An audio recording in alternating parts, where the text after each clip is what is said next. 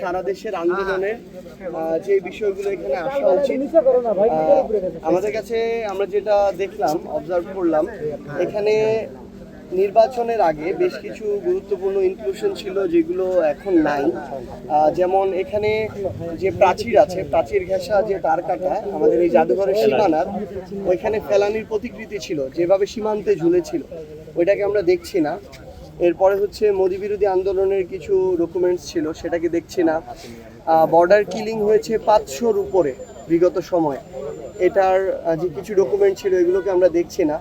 তো আমরা আসলে বিএনপি এখন সরকারে আছে, আমরা বলতে চাই এই জাদুঘরটা আমাদের বিগত স্বৈরাচারের আমলের যত ধরনের এই জুলুম নির্যাতন নিপীড়ন ছিল, এটার যেন একদম কোনো ধরনের কম বেশি ছাড়া এটা একদম ওইভাবে তুলে ধরা হয়। এটা খুব জরুরি আমাদের সবার জন্য। জাদুঘর যেন এখানে আমাদের দলীয় কোনো প্রভাব না পড়ে।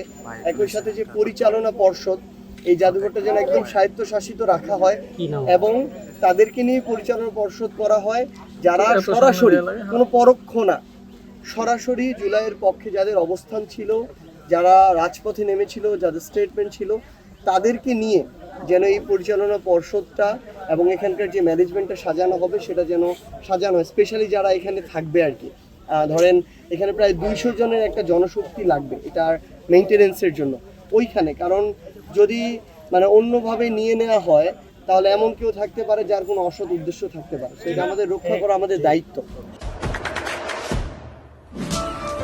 দেশে দেশে সবার সাথে দ্য নিউজ।